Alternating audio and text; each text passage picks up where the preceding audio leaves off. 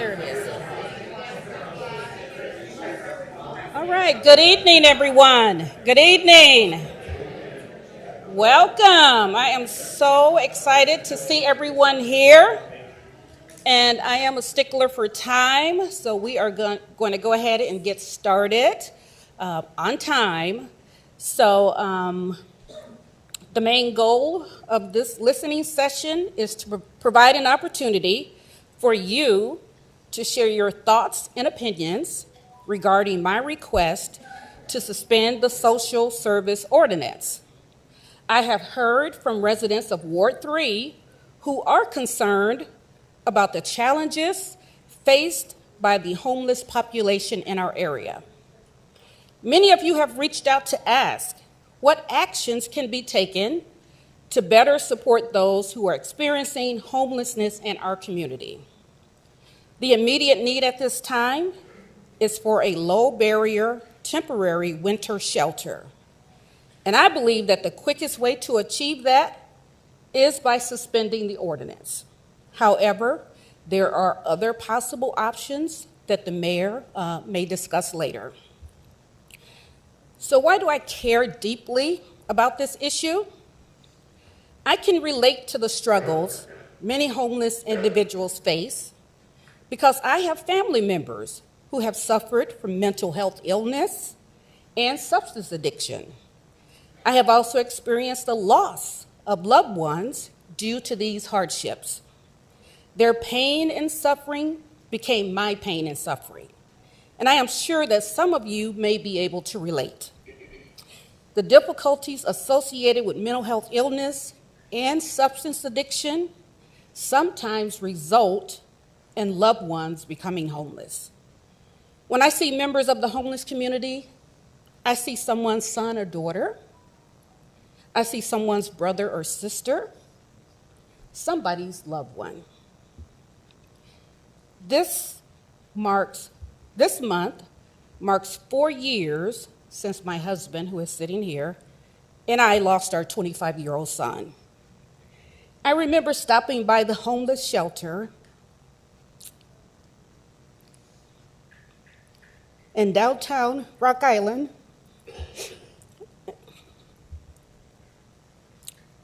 hoping that just maybe he had taken refuge there from the brutal, frigid temperatures. Unfortunately, that would not be the case. I do not view the homeless community as criminals or as people without worth.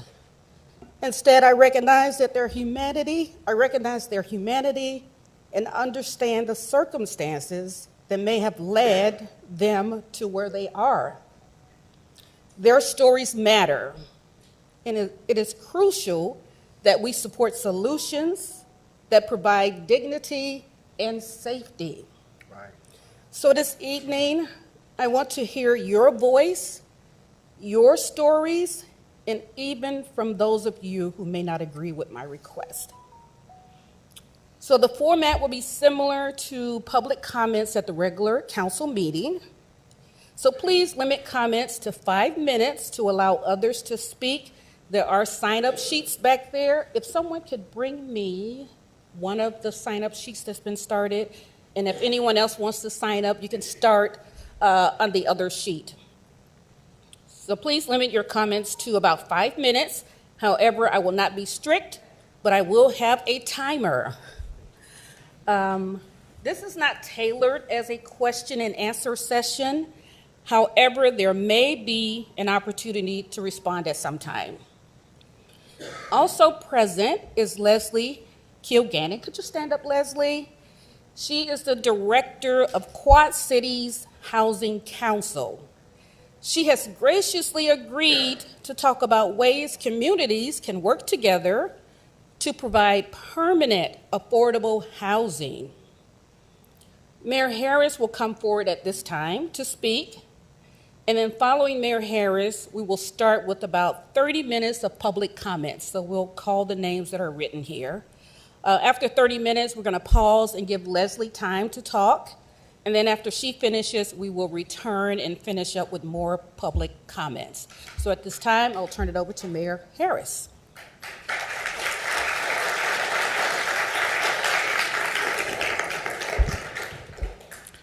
Good evening, everyone. Welcome.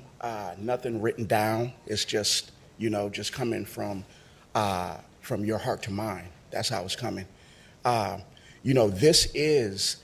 This is my hardest day. I've been mayor for some months now, but this is my hardest day. And what makes it so difficult is explaining politics to people that the politics shouldn't and don't really mean anything to. The ordinance, roadblocks in the way of what we all desire, a low-bearing shelter, a shelter period. Politics play a part in that. And I am here to be your liaison. I am here to even represent the politicians that are along with me, the city council. So my response is it will reflect a few things that are a concern to them. And I'm not here to sugarcoat anything.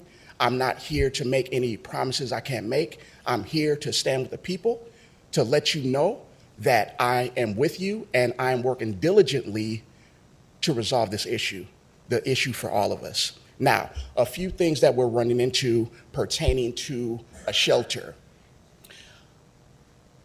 In the downtown area, we have a heavy concentration of service providers. The city, a lot of residents, a lot of businesses, I say we because I'm the mayor and I represent that side too.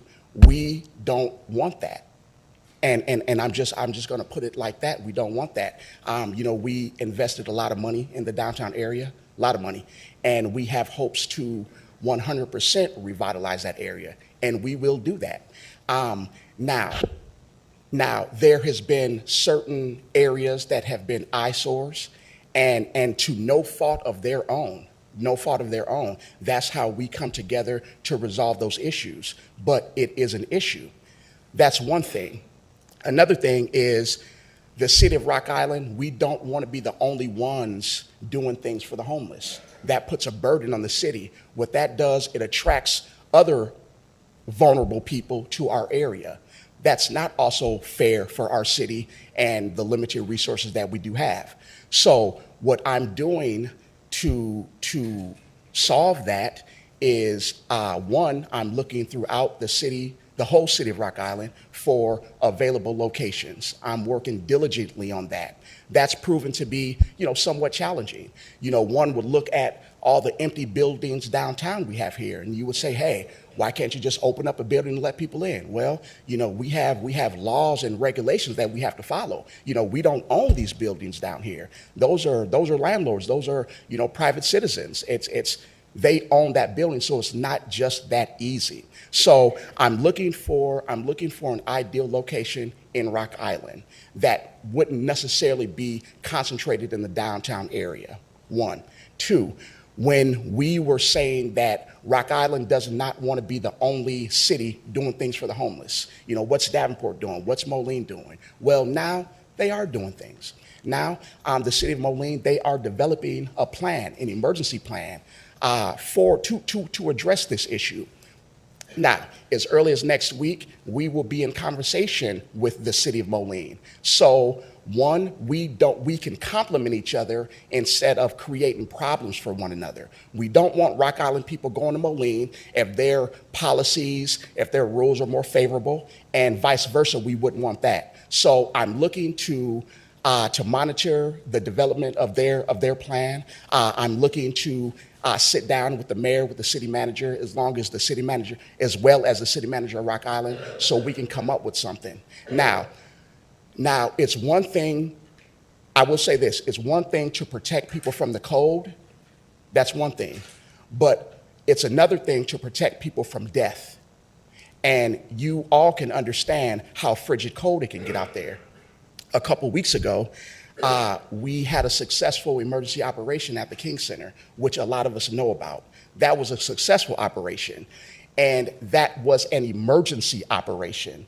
The thing about that is it was glued together. It was a success, but we put that thing together. It wasn't sustainable past the weekend. You know, we had to set up, we had to tear down, we had to do a lot of cleaning within a couple of hours for the business to actually open up. That's not sustainable, but we still need an emergency plan. So another thing pertaining to the ordinance is the lack of applications. You know, we have ordinances in place, but no one has put in an application to open up a shelter, to provide assistance in addition to the third place. No one else has done that. So that's another thing that we were saying, like, hey, you know, why are we doing anything with the ordinances if no one has put in an application, period? So I ask if there is any organization, if there is any person with the resources or the means that wants to help our vulnerable population, please come down to the city. Let us know what you got going on. Fill out an application. We'll do everything we possibly can to assist you, to assist others. We'll do that. I know this isn't a question and answer, but while I'm up here, I will take a couple questions, because one thing about this is it's rare that you have elected officials or anybody that can answer questions that will answer your questions directly. Shoot. Do we have anything? Is there anything I can do to start that program myself? If you have the time, the passion, and the resources, that is possible, sir. Yes. That's possible. Good. That's possible. And Yes. you or your someone to discuss that further. So. You can call the office tomorrow morning and set up an appointment anytime you would like. Thank you, sir. Yes, sir. Go ahead, ma'am. What about training? What kind of training are they going to need in order to utilize the shelter or whatever? Are they going to have to be certainly trained for mental health and substance abuse and things like that? Will they have to have those type of people there? Yes, yes, and it states that in the ordinance, and the reason it states that is because we want professionals dealing with our vulnerable population. We just don't want any volunteer in there providing social services to people. We want professionals there to give you the adequate help that you need. We're not short-stepping anything. Go ahead back there. Sometimes the volunteers because these are all type of people to understand. Yes, yes.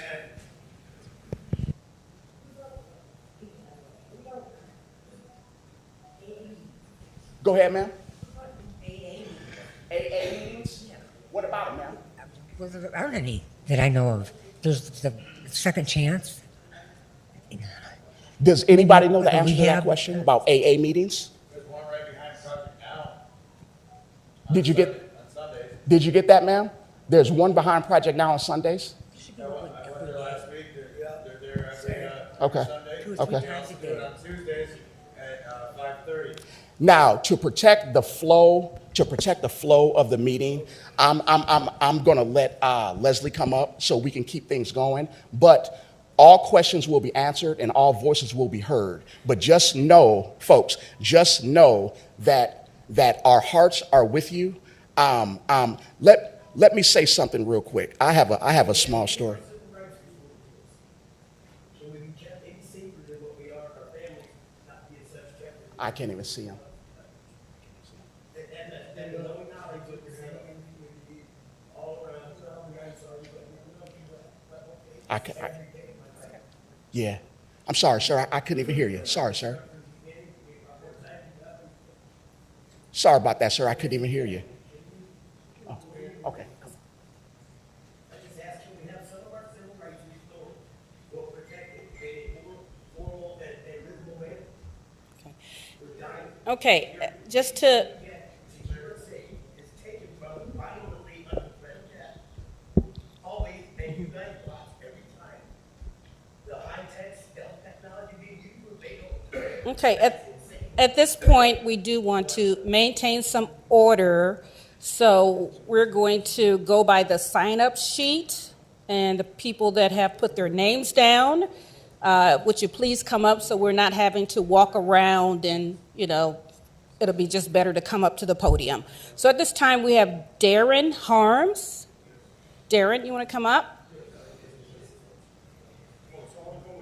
Just one at a time.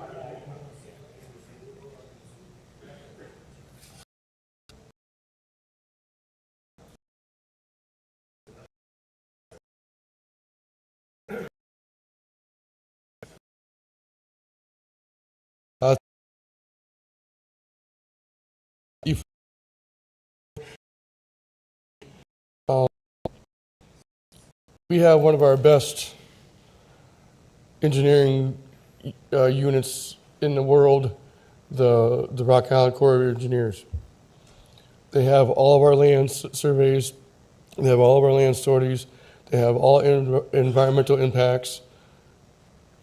Why aren't we using them to let us know where we can use the freshest of waters to get to the logistics of just having fresh water when we do get to a tent site or when we do get to a temporary site? And a friend that 2 years ago brought up the 90 square foot, the 125 square foot homes. Those can be built on those lands that the Corps of Engineers deems is necessary, and then it's out of the hands of responsibility of the city as far as the environmental impacts and studies like that. But what it does give us is where they can use the permits that we already have, 90 square foot homes, 725 or 720 square foot detached garages is what they are. They're floating slabs. They have many footings. They can be taken out. If we can set 720 square feet into 2 sleeping quarters, and there's a lot of concrete out here. There's a lot of, by the time they're done, they can be removed. The concrete can be busted up. It can be resurfaced and recirculated out. The walls can be reused. The materials can be like Shrever Park. They for flood walls and such like that. You put the walls up. You build so many of these 90 and 120 square foot structures for emergencies. You get an acreage that is suitable for the extreme cold weather, animals that are with us that we have as our emotional support or service animals. And they already know where there's possibilities of running the mechanical chaseways for water, electricity, plumbing, all of those things, that sewage, that would make sure that we don't damage as we are put implementation of these houses and temporary structures. Now on cold days, we had 3 days of minus temperatures, but what about the other days that were just right above minus temperatures? What's 10 more degrees? You know, we just suffered minus 32 degrees, but now we're minus 22, and we're okay to sleep outside again. So with that being said, you know, those 90 square foot to 125 square foot to 720 square foot that's permitted, you know, floating slabs for garages, they have to follow all the permits, for the structures, the roofing guidelines, you know, for more like the family sizes, like the people who have, you know, who have kids and are a little bit elderly that need a little bit more room for getting in and out of the showers and getting in and out and around their kitchens and stuff like that. But then after they're being done, after they get done with the emergency process, which would probably be anywhere between 30 days to 60 days to 90 days, they can be removed and materials can be redistributed to other homeless, you know, encampments, more structures that are more permanent. And okay, so Thank you so much. Yep.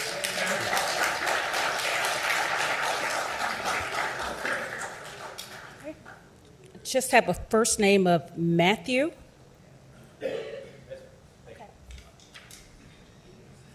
Thank you, everyone. My name is Matthew D'Alessandro. I was homeless for about a year and a half here in the Quad Cities. And through Project Now, I've established a residence.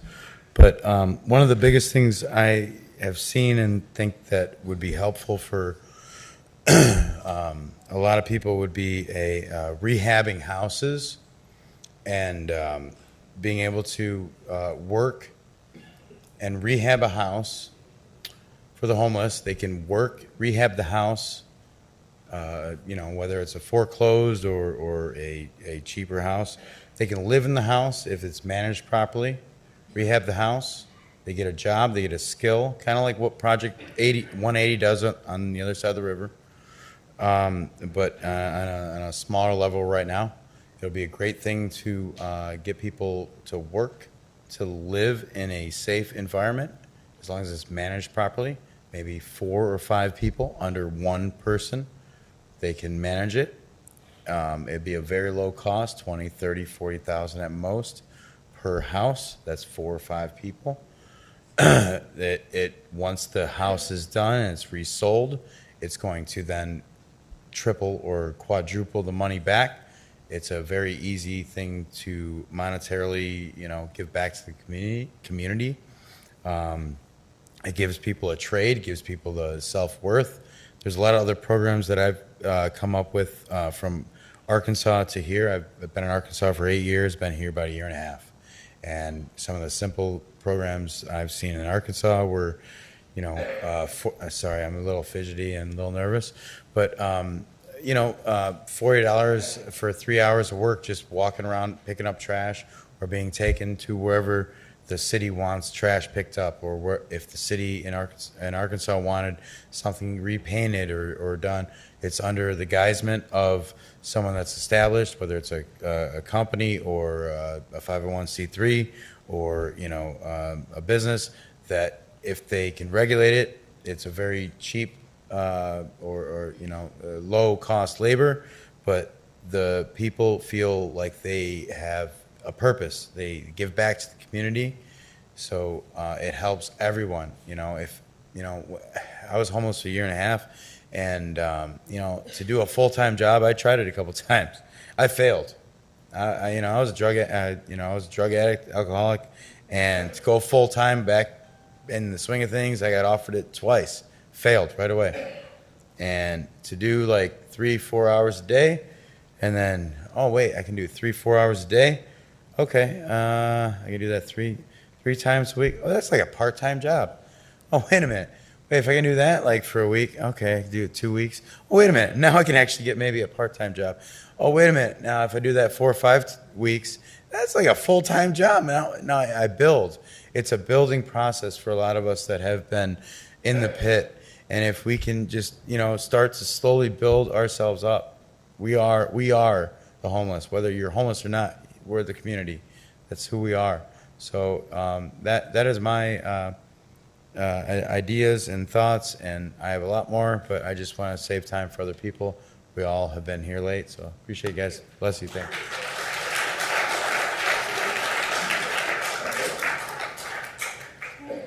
Jason, ROTTU, blah, blah, blah, R. Okay. So I'm on the same page with Matthew. We've kind of been brothers for the past 2 months. And, we're trying to bridge the gap between homelessness and trying to be able to give a shelter between these homeless people that are on the streets, because we've been there, done that. And, whatever it takes to bridge that gap. We've talked to Dwight Howard, and we've attended we attended his church, and we still have yet to sit down and have coffee with him. Whatever it takes to make sure that we bridge that gap between homelessness to where we're at today. He's given me a roof over my head, and I've told him that I'm here. God has had us here for a reason, because I'm homeless for a reason. And, without his help, I wouldn't be able to do this without him. And, you know, we're on the same page, and whatever it takes to help others out, we're here for that. That's all I have to say.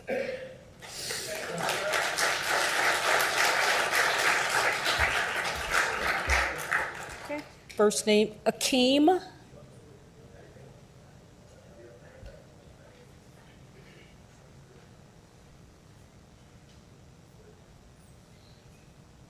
Good evening, ladies and gentlemen. I just wanted to come up here and give thanks and show my appreciation to the third place, to Christian and Chloe, because I've been homeless for a year, almost 2 years, and I can't say for this year I've accomplished more than what anyone could even think about accomplishing with losing a job and losing your house and losing your car and all that financial and whatnot. And I come from a working industry. And these two ladies with the third place being there on top of Project Now and Christian Care, I feel like they've provided, like the mayor said, our mental health. It's not just about having professionals like be there because they're more equipped. It's mainly more about like being home warmed and feeling like you're a kid, but then again, you're an adult, so we don't want to go take the measures to be like, hey, we need this, we need that, but they give us that warmth to like where we can come in and feel like we're surviving even though we don't have nowhere to go for the time being. And I've come from a background setting from the system, water states and whatnot since the 90s, and I've been more relieved of not thinking about being stressed out without having to be stressed out, because these two ladies have provided something that I didn't even personally know that I was going to need from the time before I needed it. And they've done the help. I've seen the changes from 2024 to 25. I've seen it. I've been around all of my fellow homeless people, whatnot, and I'm gonna have my first kid, and I know it can be so stressful. With them not being there, I know I probably would have went through so much stress that as a father has never ever been able to go through without even just the things to provide, like everything.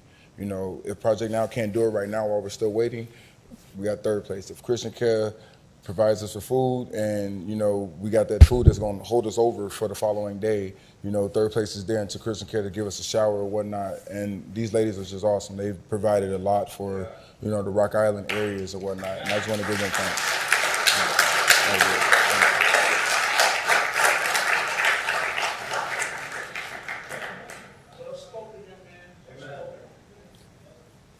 Okay, I really can't read this one. Is it Jason R. Ends in SN? That's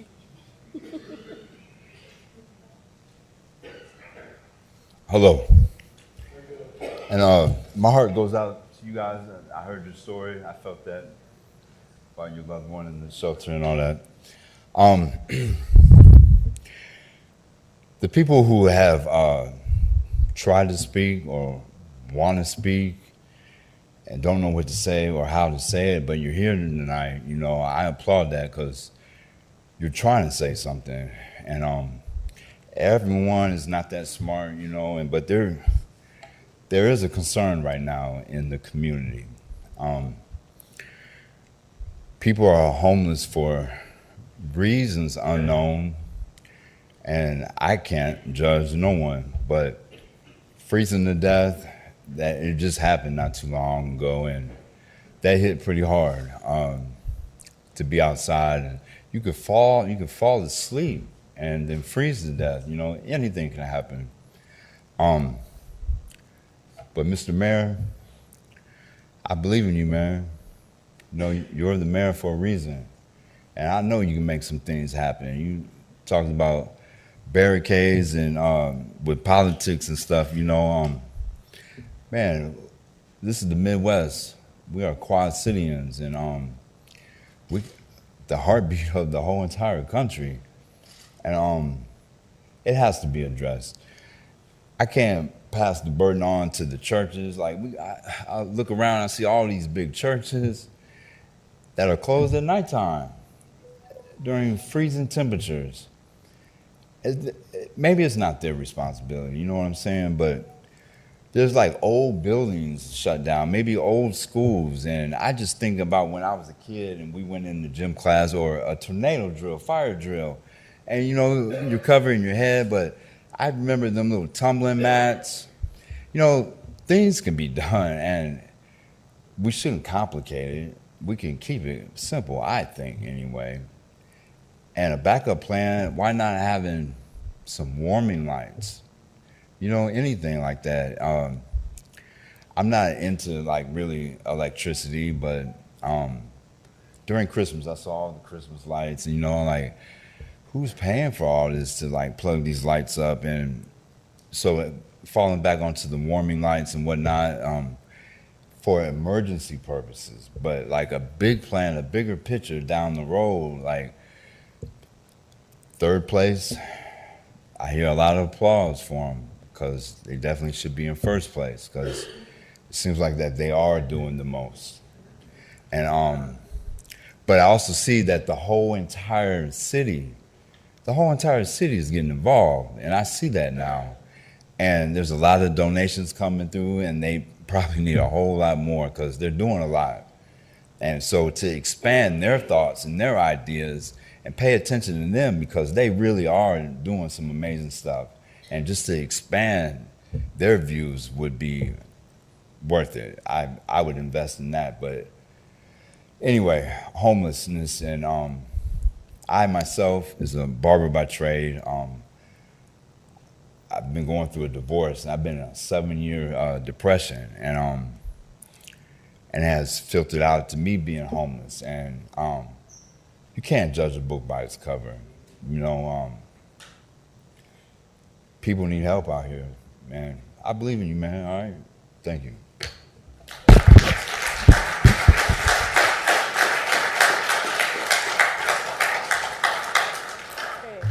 We're going to do two more public comments and then give space to Leslie. So we have Shay Dean, followed by Linda Dothard.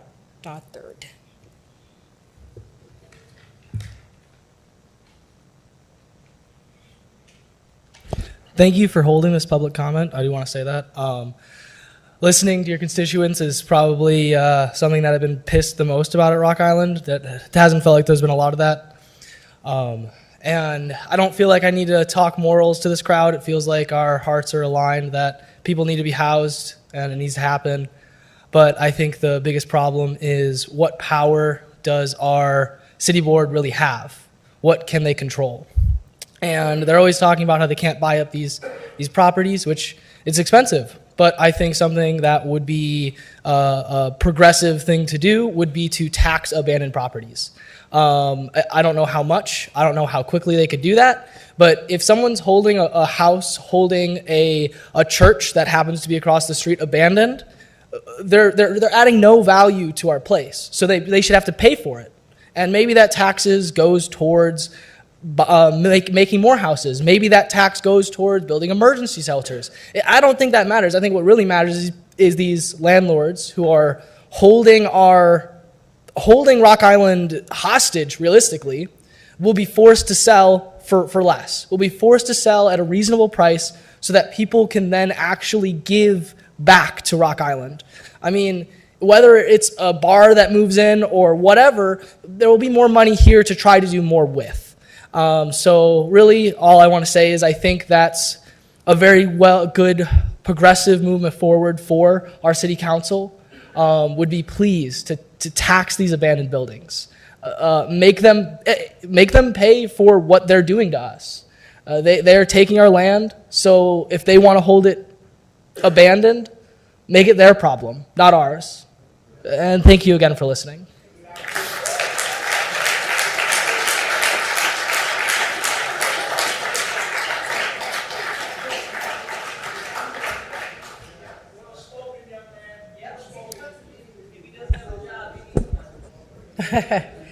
Good evening.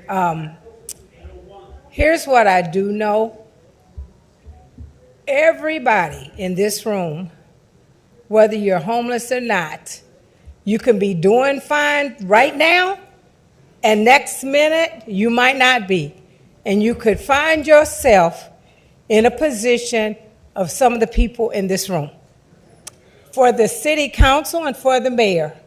I don't have a solution for your problem. I don't. But I know that you all must get together and figure it out. Figure it out. You got a mayor who's intelligent. You got seven city council people who are intelligent. You're all adults. You can figure it out. Figure it out. There is no reason that we're in the United States of America. We're the greatest country in America, and we have homelessness. There's no reason for that. I don't have the solution. I do not. But I know that we've got people who are over our city, mayor, alderman. We've got people who can do this. You can figure this out. Thank you, Linda Barnes, for having this meeting. Thank you for all of you who attended tonight. I don't know everything about this situation. I don't. And I'm not going to stand up here and tell you that I have all the answers, because I don't. But what I do know is that I agree with the gentleman who says don't judge a book by its cover, because it could be you the next time. We're all blessed that if we have heat in our houses and a roof over our heads, we're blessed. We're eternally blessed. I can't imagine what it's like to be on the streets, because I'm fortunate, I'm blessed. Blessed by God, to be specific. But this issue has gone on for way, way too long. Way too long. We have some intelligent people running this city. Figure it out.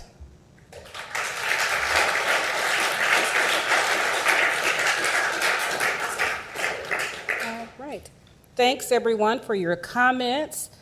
So at this time, we are going to bring forward Leslie Kilgannett. Again, she is the director of Quad Cities Housing Council. And you do have more than 5 minutes.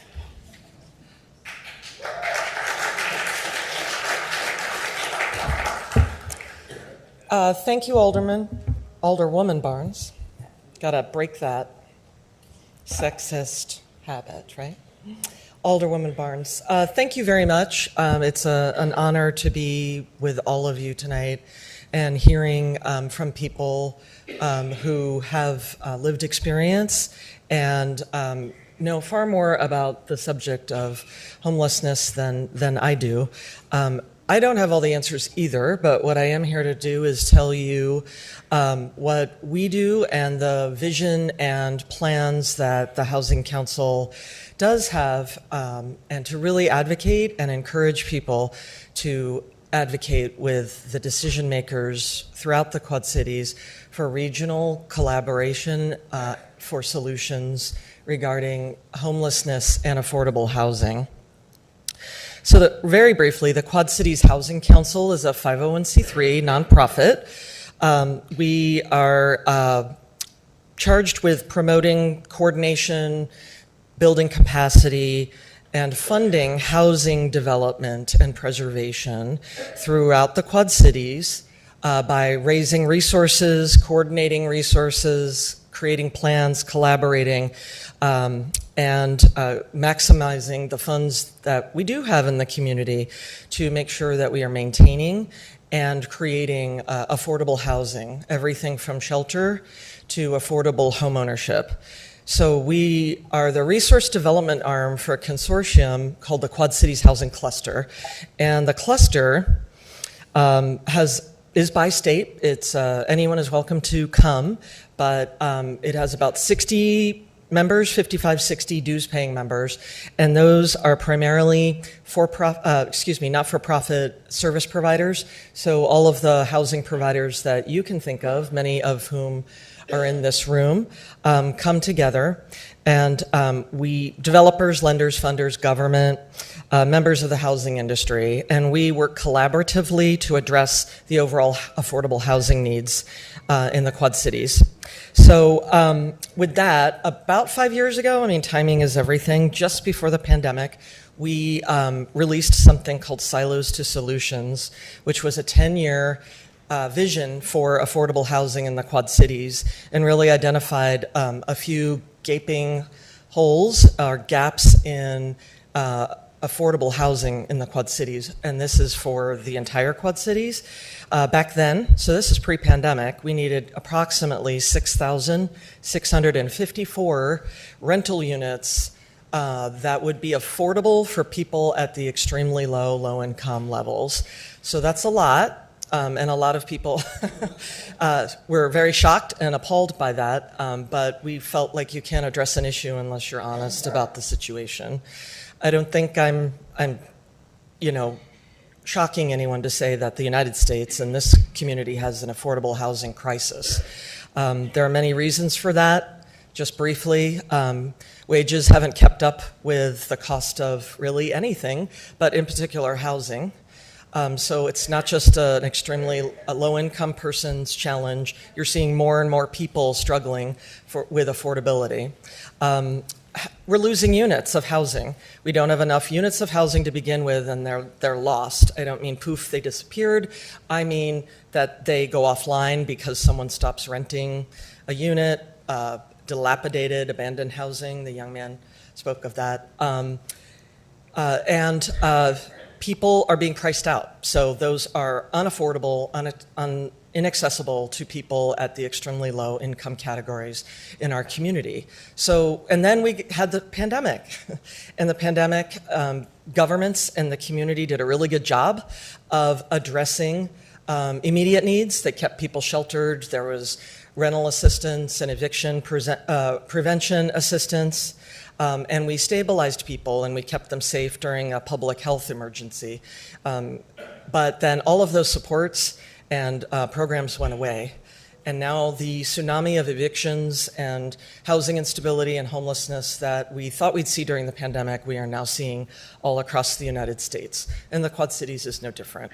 So this Silos to Solutions vision was about how we can address rental housing, and it was really a challenge to the community to get together and address these issues through directed funding, new construction, a variety of strategies, right? So 5 years later, everybody knows what we need to do in some ways, but we didn't get the support that we wanted throughout the community to really bring enough units online to make a difference. So we were funded by the Community Foundation to bring in some consultants who last year, most of the year, excuse me? Okay, so the consultant came in and we talked to stakeholders, we had listening sessions, and what we did is we came up with an action plan. There are copies of the executive summary in the back. My coworker is there, and you can have a copy of it. There, if you would like an electronic version, because it's 40 pages long, and we're a nonprofit, so I couldn't afford to run off that many copies of 40 pages. It basically outlines what we should be doing as a Quad Cities around addressing this need I just identified.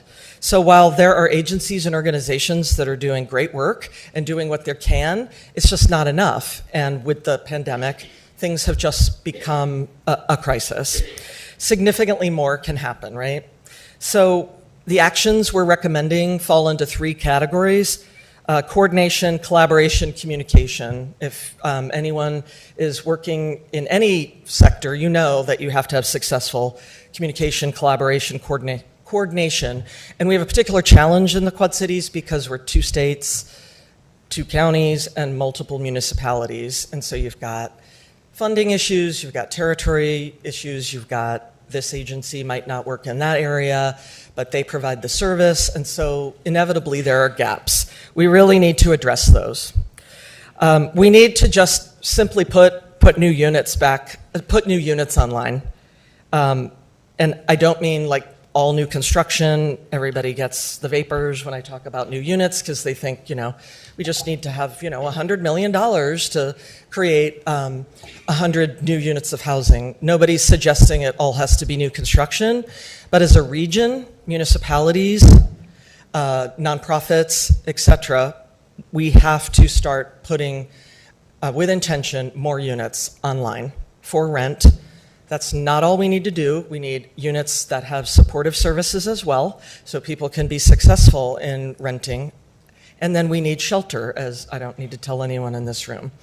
These are glaring gaps, and we need to address them because it's urgent. And we need to create capacity.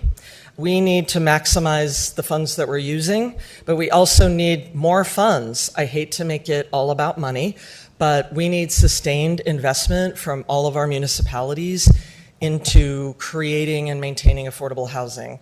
But I am not suggesting that everybody does their little thing. I am suggesting a regional response because, as we have seen, there are gaps and then there are problems when one city or one county or one entity is expected to carry the entire weight. The Quad Cities is a community sometimes separated by a river, but I like to think of it as brought together by a river. We're a Quad Cities community, and this is really a regional issue that we need to address. We need better coordination and collaboration. Certainly, we can always improve about that. We need a regional strategy and regional sustained funding. And we need to build support, that's where you all come in, in the public, we need to create the political will to address the housing crisis at its roots. So we need units of housing, we need funds, sustained funds, we need support for services that have come online, like the Third Place, for example, that filled a huge gap, right? Those kinds of things need to be funded and sustained on an annual level, and it just should be part of what we're doing as a community. Everyone deserves a safe, decent, affordable place to live. That should not be controversial, and I think as the Quad Cities that we can achieve that. So there is an entire report. I won't bore you with statistics, but I think there's lots of great. I don't want to also be negative. I want to talk about some things that are working. So there's new units being put online by the community housing partners, Bureau of French Housing, Humility, EHDG, and lots of other small private developers that are putting together housing units that can take Section 8, which is housing choice voucher, or are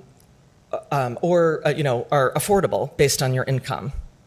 The Quad Cities Land Bank, where we actually can preserve, acquire, and sell properties that address blight, and again, talk about the blighted properties, talk about how we fund a revitalization. So we're bringing more of those empty or abandoned or unloved properties back online. Those are all units that we could rehab to create affordable housing. We also need to start thinking outside the box, and you're starting to see more of that nationwide and around here. It's not always a unit of housing, and it's not always your own apartment or home ownership. Not everybody wants that. No, not everybody needs that, right? So shared housing, there's lots of strategies about helping extricate folks and support them in their journey to get out of homelessness through a shared housing strategy where multiple people are sharing a home or sharing an apartment that they rent together, right? So it's not always every single person needs their own unit of housing. That's certainly ideal, but in the meantime, we have to get moving and we have to get people housed so that they are safe.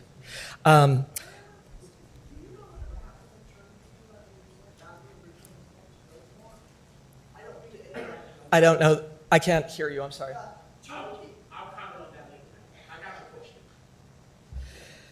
Other things, eviction diversion. We need to stop when we can, support people so they stop getting evicted. Because once you're evicted, you have that scarlet A, if you will, scarlet E around your neck, and you can't rent again. Not anything safe, decent, and affordable, because landlords won't rent to people that have evictions on their record. Even if you never had an eviction, it's on your record that someone started the process. So eviction prevention, Project Now works with the legal aid over here, and there is one in Scott County. These are things that are working. We just simply have to get the municipalities to invest in the programs, we have the agencies, we have the programs, and we just need sustained support. It's a matter of political will. I think if communities, municipalities understood that they're not in it alone and they're not being asked to carry the burden alone, but that there are agencies, that there are both counties, that there are multiple cities that are coming together and contributing on a sustained basis. I understand you don't want to run a shelter. I understand you don't want to build affordable housing, but fund the agencies who do that, right? Support it. I think part of being a community that is growing, thriving, and vibrant is having safe, decent, and affordable housing for everyone at every income. And part of a municipality's responsibilities ensuring people have, they don't have to pay for the housing, provide the housing, but run the housing, but they should be expected to invest in affordable units for all. So that's a quick and dirty overview of some of the things we're doing. We have this 50-page document. It's actually more interesting than it sounds because it talks about, and oftentimes it's not just even the unit, services and advocacy. I really think that in order to move the needle here, I think we've got some momentum going in the community where more people are aware that people are struggling and experiencing homelessness or housing instability. You know, the fastest growing group of people experiencing homelessness nationwide are the elderly and families and first-time homelessness, people who have never experienced homelessness before. So we have a real crisis on our hands, and the time to start was yesterday, but we have to come together and be intentional and create the political will in the community so that all the stakeholders have a role and they believe it's their responsibility as well to make sure that everyone has a safe, decent place to live. So, kind of off subject.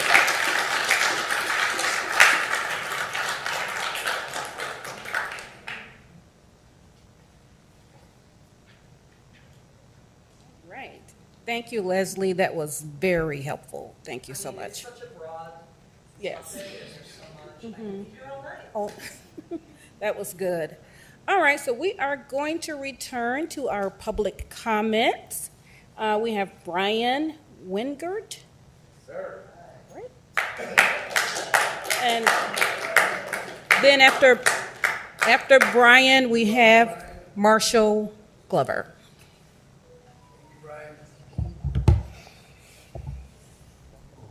Thank you, Alderman Barnes, for having this. I just want to thank you.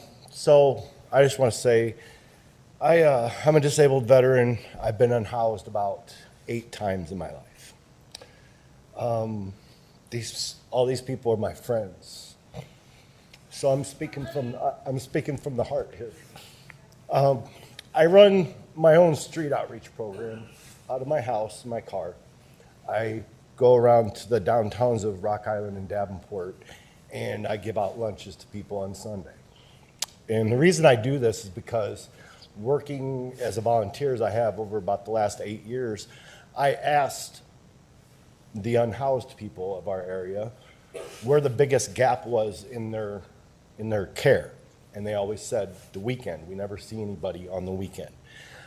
Even when I'm doing it now, when I go out, they always tell me, I hear it every time I go out, that I'm the only person they see, which breaks my heart.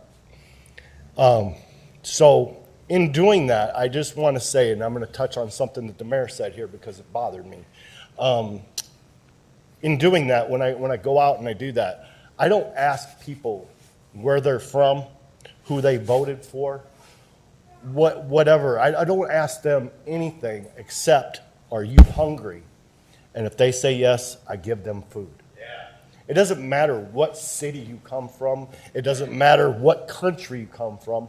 I don't care about none of that. All I care about is if you're hungry, I'm going to give you food. So talking to your point about how you didn't want other people from other cities coming to Rock Island, my question to you, Mayor, is why? Why not help other people from other cities? Why not being known as the city in the Quad Cities that helps other people from other cities? That's the city that I want to live in and I want to be a part of. That's the city that I want. I want to help everybody. I want everybody to know, hey, you know what? Your city ain't taking care of you. Come here. We'll take care of you. That's what I want to be known as. And I also want to point out that I know that if this had something to do with the Quad Cities Chamber of Commerce, which has to do with all about money and making money for the Quad Cities, if it had something to do with that, it wouldn't matter what city you were from, everybody would be welcome because it's about making money, right? Well, this isn't about making money. This is about helping people, and I think that's more important. You mentioned how you spent so much money on downtown Rock Island, and you want it to be beautiful, and that's why you don't want the unhoused to be down there. That's people over profit. That's profit over people. I don't like profit over people because I like people more than profit. Thank you.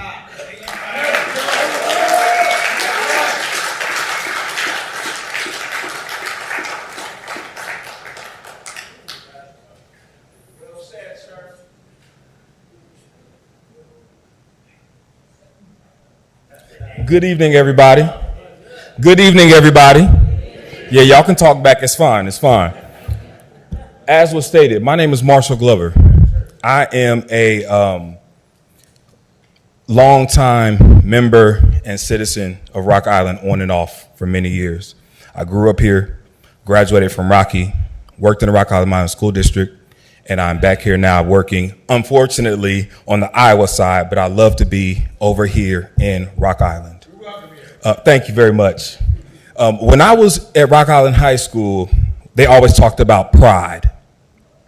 And they boosted and boasted the letter R and the I in the word pride. Because we should take pride in the city of Rock Island. That pride, that capital R and that capital I in the middle of that pride did not have a certain demographic to it. It was pride. I take pride in every single person that I get to have a conversation with at the third place. Yes, yes. Christy and Chloe, you guys do not get enough love, support, and praise for your efforts. I got a call today while I was at work from Chloe, who was, Marshall, you got a second to talk? I'm like, yes, what you need? She gave me a quick, this is what's going on. And I could hear the commotion in the background. And she's like, I have to take care of my people. I need you to do this for me. And I said, I hear it. Go ahead, do your thing.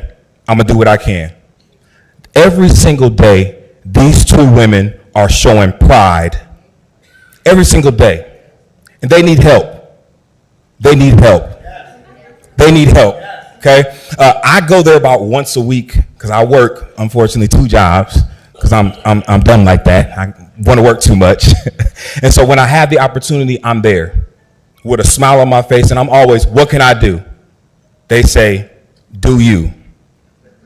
And what that looks like is me just going and talking to people. What's going on, friend? What you doing?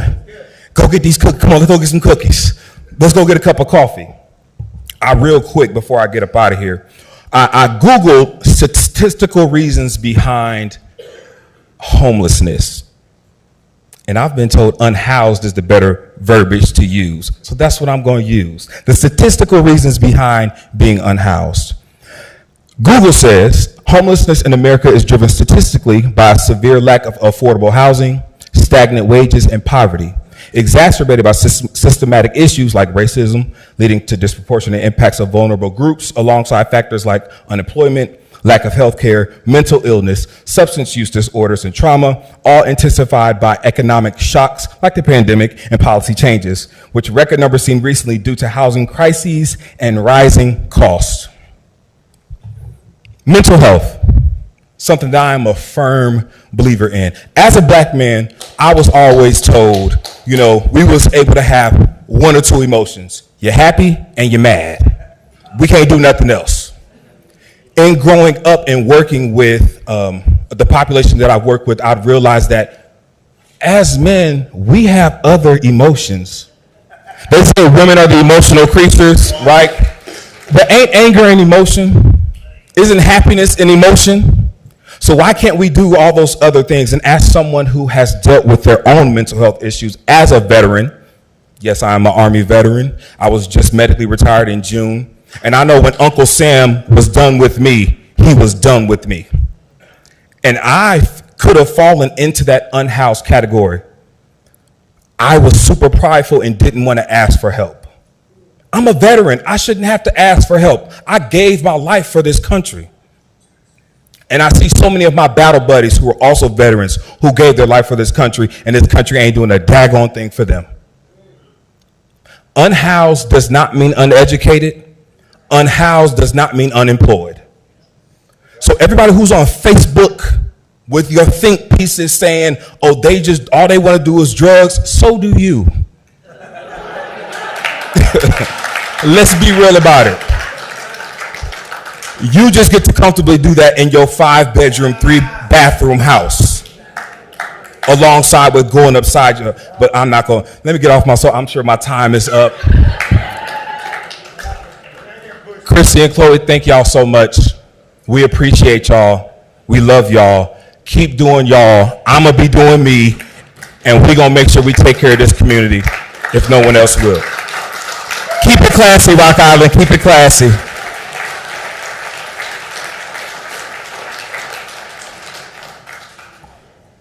I think Marshall graduated with one of my children from Rocky. Okay, next two, we have Randall Smith from the National American League, and then we also have Hannah Farrell. Up next.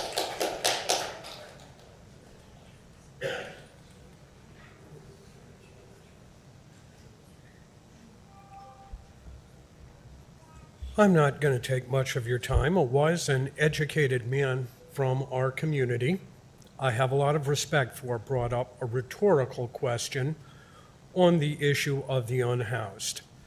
I have been a taxpayer. I am also a disabled veteran.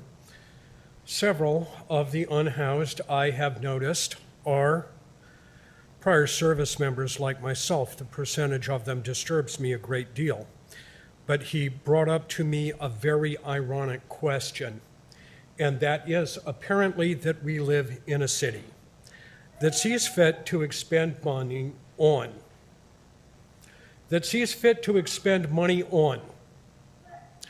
unhoused domestic animals, unhoused pets, pets that have gone missing, that apparently have nobody to come claim them, dogs and cats. When did our fellow human beings fall below dogs and cats? And I want to see a show of hands of anybody that will look anybody in the eye and say their fellow human beings have fallen below dogs and cats in dignity. Show of hands, anyone. When a city expends money that shows priority over domestic animals, over their fellow human beings, show me anybody at all that will justify it. Show of hands. Please ask this question when you tender your amendment again. Mr. Mayor, would you please ask the City Council if this is a justified expenditure in light of that moral question when you tender this amendment again for the social service amendment to be revoked? Is that moral or is it not moral when you stack it up? Who is going to look the reverend in the eye? Who is going to look their fellow man in the eye? Who is going to look anyone in the eye and say, I justify this? Simple moral question, and I leave you with that. Thank you.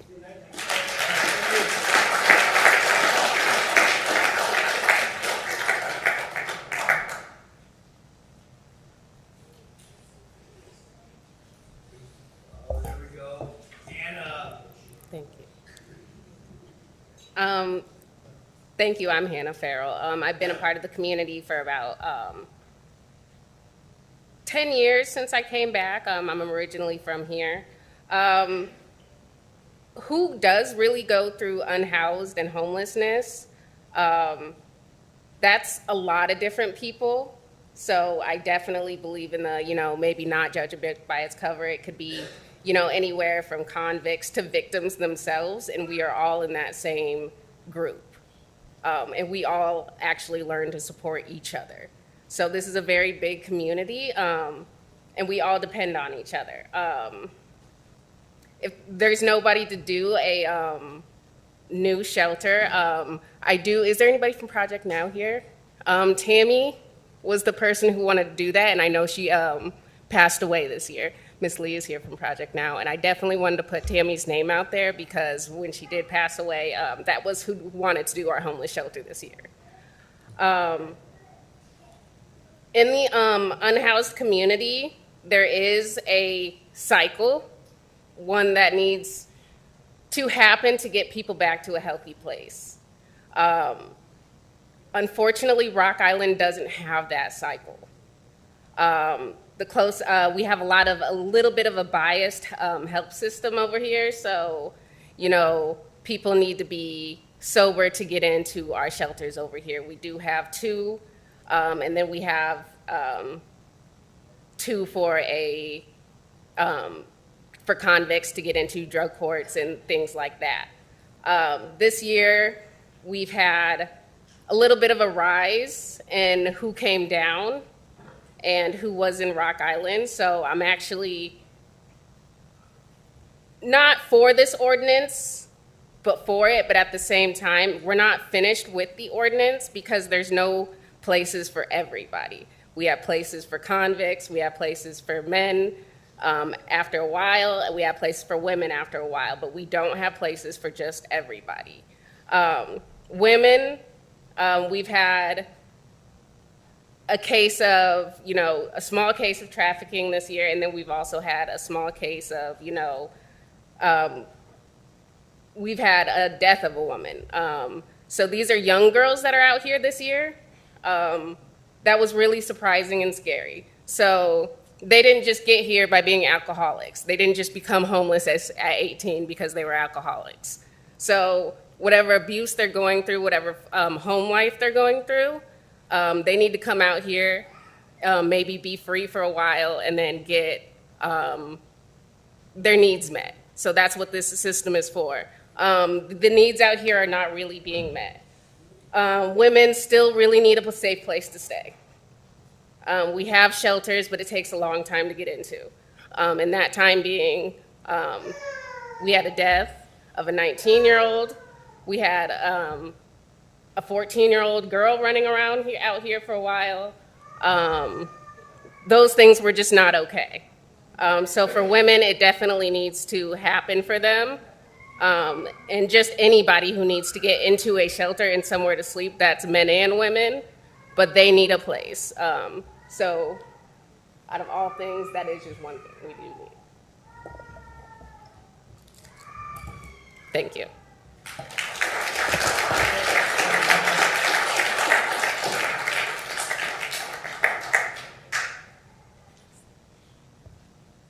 All right, we have Kaylee McDaniel, and then followed by, after that, Mallory Putman, in that order.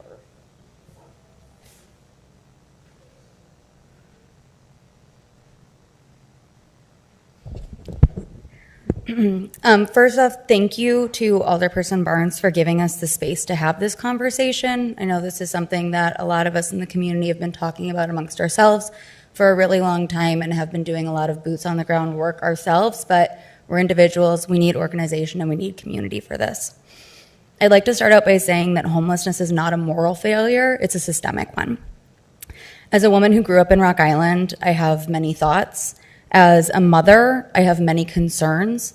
As a community member, I have a lot to say. But in the interest of being concise, I'm going to state it really plainly.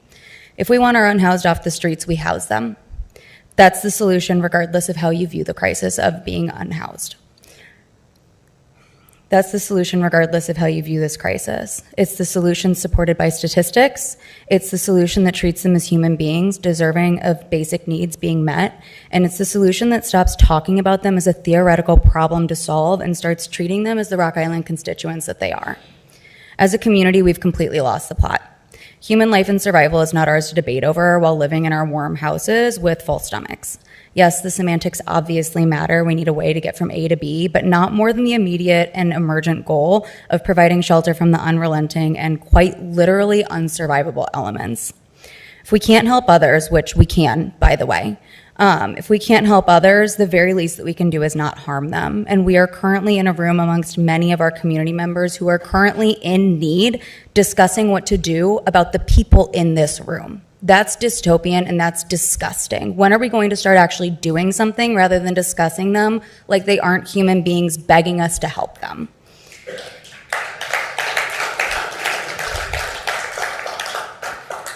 It's been incredibly disheartening and quite frankly disgusting to watch another alderperson's social media rampage unfolding before us. I'm not sure if I'm allowed to state names here, but Dylan Parker. Completely unfolding before us while the living, breathing people that he is deliberating over online are suffering and asking us to please give them a break and a hand. Like, what are we doing? I, for one, don't care to measure ourselves to the rest of the Quad Cities. We are a unique metropolitan area that's collaborative in nature. However, finger pointing every other city saying that they need to be doing something first or in tandem is insane. Yeah, so who cares if we act first? So what if we act alone? The worst thing that happens is that we help people. And isn't that the entire point?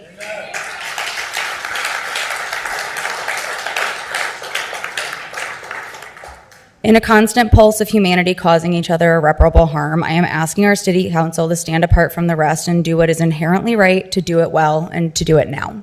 Thank you.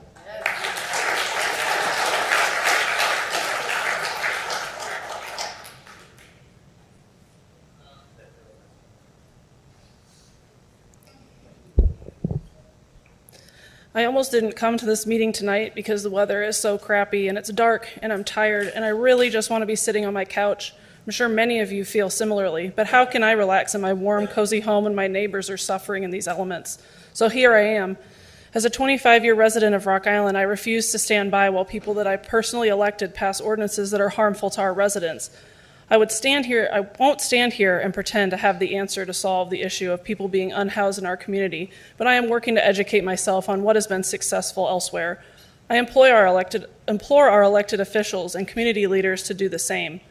I know some of them are, but it seems like we are doing an awful lot to prevent our vulnerable population from getting the help they need.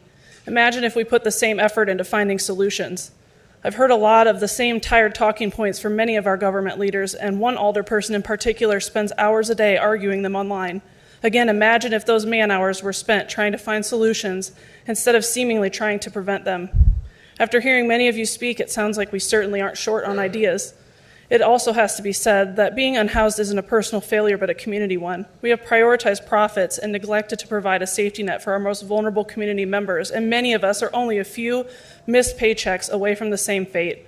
All this to say, we need to and can do better for the folks that call Rock Island home. Let us be the city to lead by example. Linda, thank you for listening to your constituents and holding this meeting.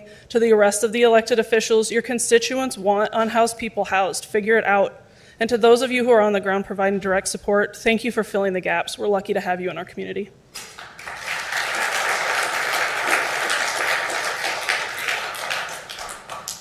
Alrighty, moving right along. We have Royce Wright, and then after Royce, Leighton Cone. Okay. Good evening, everybody. So, I know y'all probably been on social media. Y'all been seeing me do the videos in front of the buildings, right? You know, what compelled me to do that is I've been homeless, all right? I'm a youth advocate, you know, but I've been homeless. And I couldn't ignore riding past these people curled up, cold, freezing, while I'm in my car warm with the heat on, right? So I prayed and I asked God, what can I do? I don't have no money. You know, I do got a storage full of clothes. Maybe I'll pass him that out, which I did, you know. But I heard him tell me, be a voice, right? So that's why I've been getting in front of the buildings, doing that to spread awareness as to what's going on, all right? I was down in front of Project Now building, the old building. I was doing one of the videos because I was wondering, why is this building still sitting, right? Still sitting. It looks very, very, you know, like it could be occupied. Why is it just sitting here? And in the midst of me doing this video, guess what? Somebody unhoused walking by, just ironically, okay? Ironically walking by just to post up in that little doorway, all right? So after I did my video, I'm like, you know what? I gotta ask his brother, is he okay? You know, I did the video, I went and hollered at his brother. What's up, brother? Man, look, you look like you cold. You okay? Yeah, no, I'm good. Okay, man, look here. You want this coat? No, I'm good. Okay, now I'm looking the whole time at this doorway and the blankets is looking light. Okay, they looking thin. Okay, so I got a blanket in the back of my car as well, brand new. I said, look, man, do you want this blanket? It's brand new. Because I thought maybe by it being a used coat, maybe he's just like, no, I'm good. He said, no, I'm okay. I say that to say this. Mental illness is real, okay? Mental illness is real. He'd rather lay down on the ground and freeze other than take this coat or this blanket that I have for him, okay? We really got to address to mental illness in these people, y'all. Like we have to. We all got it. We all got mental illness going on, right? Everybody got something going on, okay? It just depends on to what level, all right? We can't be judging these people and saying, oh, these people, he got this type of case. Oh, she got this type of crime. Oh, no, we can't do that. People is people, y'all. You know, in the end of the day, people is people. So we got to keep that in mind. You know what I mean? When we out here, you know, judging the homeless, man. You know. Hey, thanks for your time. Yeah, if we get another like 30 seconds or so. You mind if I get another 30 seconds? We got Clayton coming up. So after everybody. Appreciate that. Thank you. Matthew. Okay. Appreciate it. Hello, everybody, Rock Island. I actually live downtown. I live within one building of the third place. I have to deal with a lot of the situations that are going on with the unhoused population. The one thing I've noticed is that we are all talking about long-term solutions, like providing shelters, providing relief in other ways. That's going to take time. We need immediate relief. And I think the biggest immediate relief we need are damn porta potties.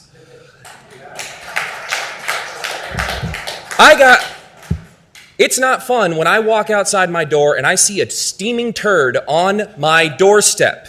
Let these people shit in dignity. It's unsanitary. It's disgusting. It smells. I thought it was a gas leak. No, it was actually my alley filled with crap. Yeah, it's cheap. We can have that solution by this weekend. I know porta potties are an eyesore and they do smell, but you know what smells worse and looks worse? Shit on the sidewalk. We need porta potties. We need fresh water. Something to keep it at least sanitary. We're going to have people getting sick because there's crap on the streets. I don't know what's dog crap or human crap, and that's actually horrifying. I used to live near the Montrose Beach exit of on Lakeshore Drive in Chicago. They had a much larger homeless population, and guess what I didn't see? Poop everywhere, because they provided outhouses. We can do that. We have plenty of public space that we can put outhouses. Just let these people have their relief, pun intended. I also have a couple other things, but that's my biggest one. We need porta potties now. We also have a high concentration of these homeless relief programs within a 0.25 square mile area.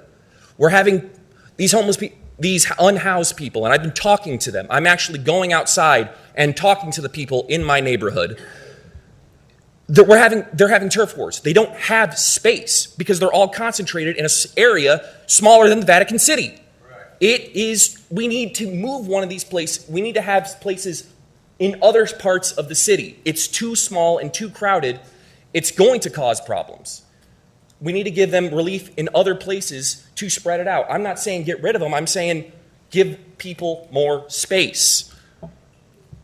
I don't know how we can do that, and that's one of those long-term situations.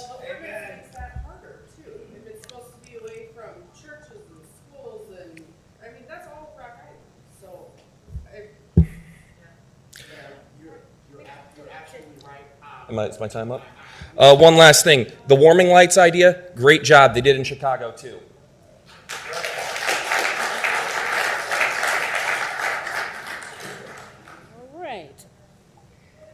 All right, we next have Courtney Fritz and then Akeem Watson. And then Miss Pamela, you're after Akeem. Hi, my name is Courtney. Okay, thank you. So I am from Peoria. About 3 years ago, I moved to the Quad Cities. I moved to Davenport. I was a resident of 324 Main Street, the building that fell. So I was unhoused for about a month. Rock Island, Project Now, were the most help I could receive in the Quad City area. My family asked me if I wanted to move back. I said no, because the help is here. We have a lot of great programs in Rock Island. Sorry. I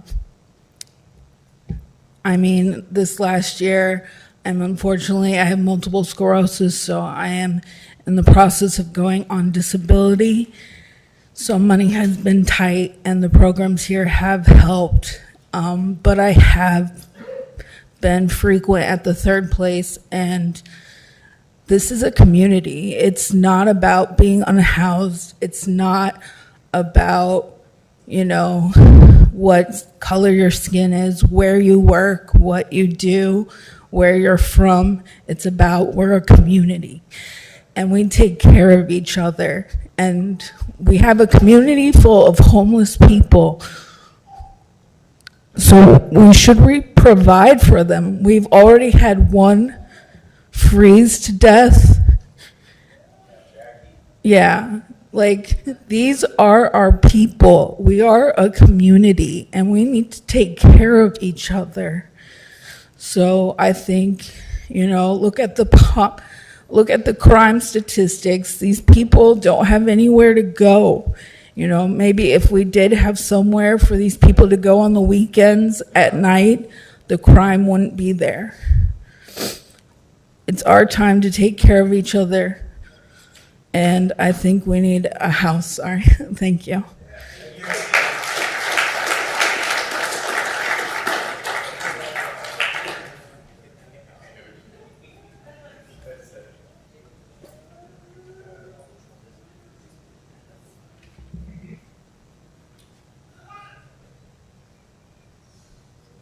Is Akeem Watson still here? Oh, but you got it. Okay. Otherwise, okay. We're going to go on to Pamela Seals, Miss Pamela Seals.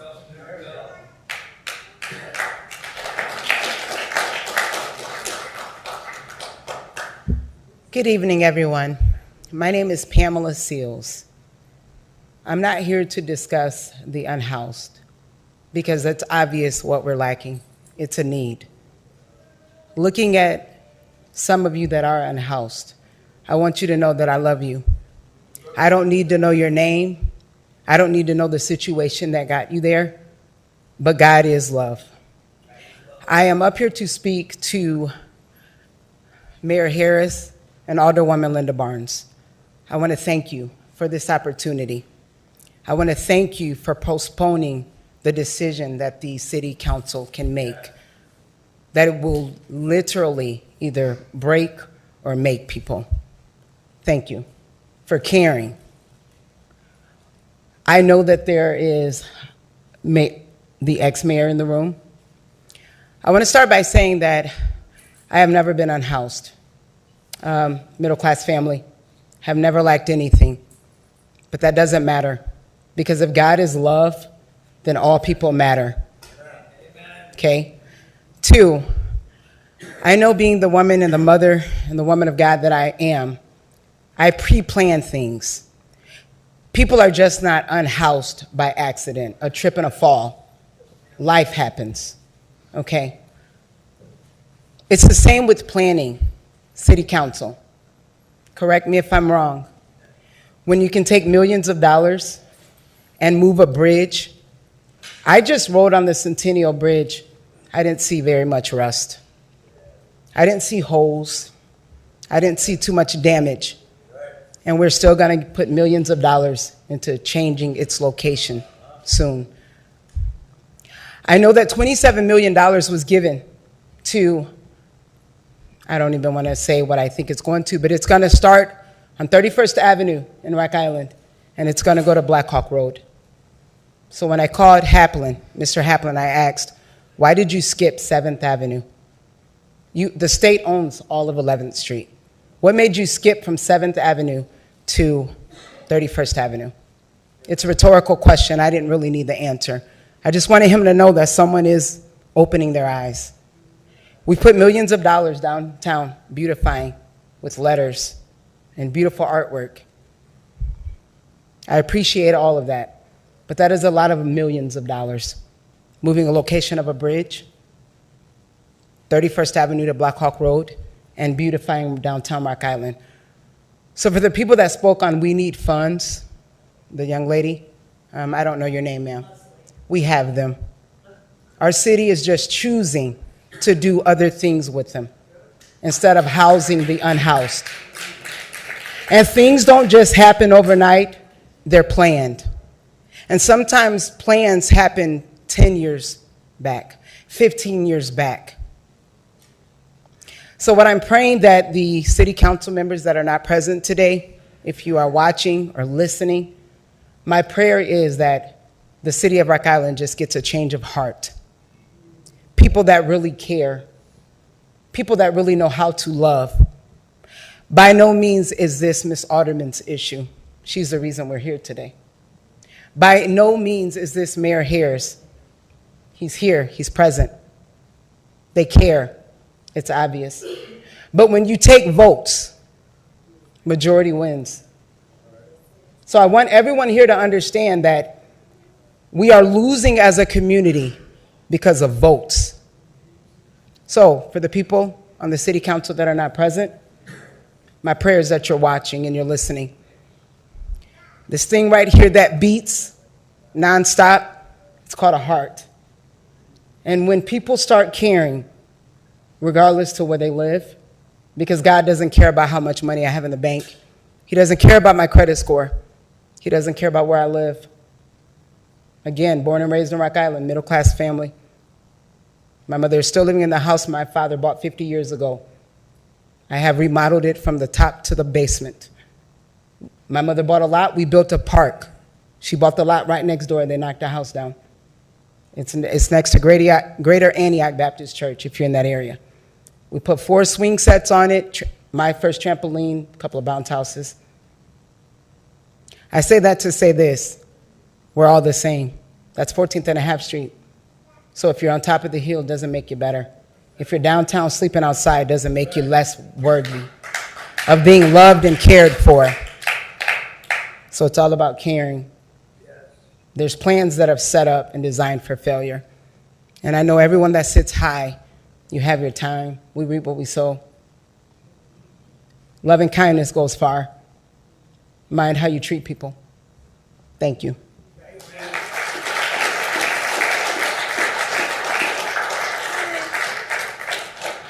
All right, we do have one more person on the list, and it's probably a good time where we can cut off because it is getting a little late. So we have Tanda.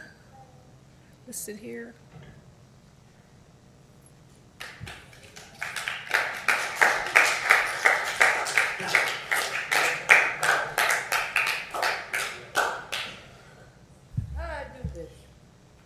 Get it, girl. right, I don't really say anything, but like, Girly had a point. I used to think like everyone has a good heart. They make bad decisions, but I mean, lately, I've been learning people don't have, and then I think to myself, what made them like that? And it's disgusting people that make them like that. Like my friend Jamie, or Jackie, sorry.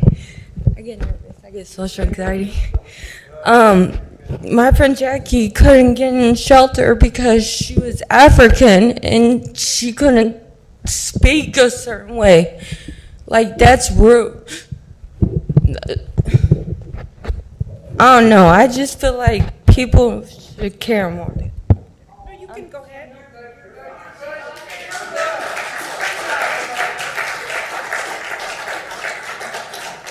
Okay. I get 30 seconds about, and I'm gonna talk about Jackie and. 30 seconds? Yes. Okay. I'll do 30 seconds. I got a timer on. I knew. Yeah, please do the 30 seconds. I knew Jackie, and she passed away in an abandoned house, and I knew her just a couple months before that. And there's another guy that died in Moline, right above where I live right now, and this guy been stabbed in his face and his chest. It's one of the reasons why Project Now isn't allowing, for a good reason, the tent city around there.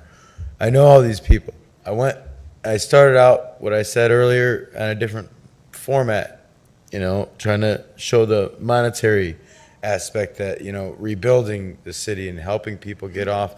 But, the reality is, I know all these people. I know the people that have been stabbed in the face and stabbed and killed. This is real shit, guys. Sorry to swear. That's it. Thank you, guys. All right. So thanks, everyone, for coming out. Okay, your comments are very important, so I really appreciate it, both myself and the mayor. So at this time, I'm going to turn it over to him to close us out. Yeah, before we get to the closing, I want to say a couple things to answer your question. Yes, that things like that are in the ordinance, but to piggyback off what Ms. Kilgannon was saying, energy like this, when people can see the goodwill and the heart in the room, that changes political will, and that is exactly one of the reasons why we're having this meeting here tonight. To answer your question, the old turnkey location, that property used to be owned by the city. It's been sold to Community Home Partners, and they're seeking funding to build housing there in that area right there. So that is underway. I can say that.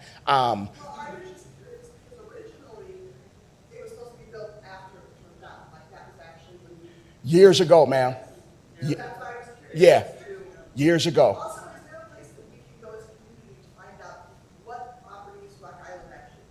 Yeah, you can. I believe, is that on our website?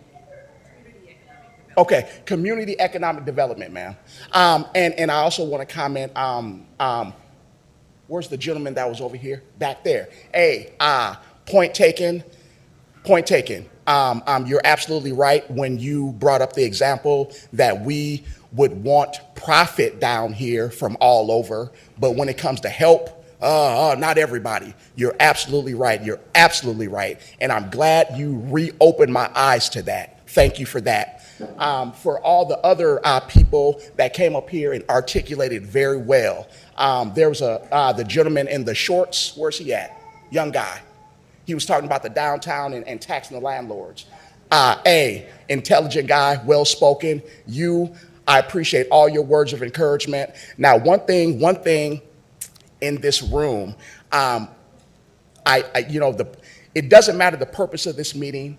What we got from this, what we see from this is the want, the need, the passion, the intelligence, the articulation, the will to help. We even had different perspectives. I appreciate your perspective as well, sir. And we want to set We want to set environments like this, like I said, so the community can see that we're not forgotten about, that our politicians can see that we're not going anywhere, and that we are here, we are people, we are passionate about what we want and what we need. So I appreciate you showing me, the council, and the rest of the city that. I appreciate all the professionals that came to tell about their resources. I just thank you all. This is a beautiful turnout. Vince, Mr. Thompson? I was wondering about the current ordinance that you have, which prevents anyone from trying to establish a shelter. Very restrictive. And part of the reason is that one of the aldermen, and he was quoted in the paper recently, saying that, again, one of the gentlemen there, downtown resident, doesn't want to impact having too many poor people in one area. Well, for years we know we've always had an area in our city which restricted people from moving out. We had the Coventry, which is not Century Woods, which was called Arsenal Courts one time. And that was very restricted. You know, they concentrated, if you look at the census tracts, you have a concentration of poor people in one area, but that doesn't seem to disturb the 5 aldermen who voted to keep this restrictive ordinance going. And I thought that we were going to discuss repealing that ordinance. You wanted ideas. And, you know, I think if you ask the audience how many people would be in agreement to have the city council repeal that ordinance so that we can open the city up to having the council in any place that's available. Sure. And sir, one second. And sir, one thing, like I said, one thing that we are working on behind the scenes is just that. You know, all the reasons that the council members had an objection to a shelter or an objection to a service provider, all of those things we're trying to sort out immediately. And don't think that I'm nonchalant with this or pushing everything back. I realize that it's people outside cold tonight. I realize that. When we have another meeting Monday and the one after that 2 weeks from then, I'm not waiting to hold meetings. When we get things together, I plan on holding what we call a special meeting. We just need to get things lined up. And that's one of the reasons why I took that off of the agenda for Monday, is because I'm not about to sit up here and play with you. Nobody. I'm not going to play with them. I'm not playing with anybody. Keeping that on the agenda during this time, it just would have been political games. It just would have been just showing people who's voting for who's voting yes and who's voting no. It would not have helped not one person in here. So I pulled it off the agenda because we don't have time for those games. I'm not playing political games. That's what makes this my hardest day, trying to explain politics to people that it shouldn't and it doesn't mean anything to. And it shouldn't. You guys are the people. So the work is being done. The work is being done, and just as soon as we can get a deal, just as soon as we can get something worked out with Rock Island, with our council, with a landlord downtown, with the city of Davenport or Moline, immediately, sir, within 48 hours, we're going to be voting on it. You're going to be hearing about it. And that's my word right there. Go ahead, sir. I haven't heard anything from you. Go ahead. I'll take one. Before we leave, I'll take one. Go ahead, sir. No, he had a chance to speak, though. You have public comment. So go ahead.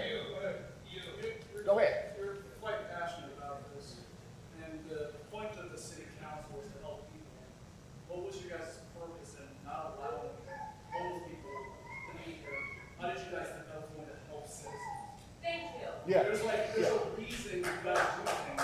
And you're like, oh, everything we do is to help the citizens. So let's not have homeless people here. You guys think that helps citizens. Right? Who said that was enough? You ready? Okay. I'm gonna answer your last question, and then we do have to wrap it up. And I'm not deflecting. I'm certainly not hiding behind anybody. But as right now, let me represent myself and the 7 council members, and with me speaking for them. We have a lot of different personalities, a lot of different opinions within that body. So with an elected official, it's up to them to represent their constituents. It's up to them to speak for the people they feel they need to be speaking for. If you're not satisfied with that outcome, you can vote. It's voting season. There's a lot of things you can do, sir, but I'm not going to sugarcoat anything, and I'm not going to hide behind anything, but as an individual representing a body, I cannot directly answer that because it's a lot of different reasons why. Yeah. Yeah. Because so the answer seemingly Yeah. is that the city council has constituents, so the people of Rock Island really don't want homeless. Some people don't. Yeah. But sir, we do have to wrap it up. We do have to wrap it up. But I want to end by showing my appreciation for Miss Barnes here. You know, this is Alderperson Barnes. This is the second time that she's held. Hold on one second, sir. This is the second time that she's held a town hall meeting with the purpose of solving a real life issue here. The first one, she took it upon herself to explain the budgeting process. She is once again putting herself in the line of fire in front of the people trying to address questions. Shout out to Miss Barnes right there and her husband for supporting her. Lastly, the third place. I know everybody has been giving them props and congratulating them and thanking them. I want to do the same thing. I walked down there earlier. Was that earlier this week? I walked down there earlier this week. I went inside. I seen a room full of people. It was a beautiful thing. I cannot imagine life before the third place. I want you to know it's very much so appreciated, and I thank you for being in Rock Island. If no one has thanked you from the city, I thank you for that. I thank you for that. So, everyone have a good, safe evening. If there's any more questions or concerns, please call the city, make an appointment with me, call your alderperson. But I do appreciate seeing everybody tonight. Thank you.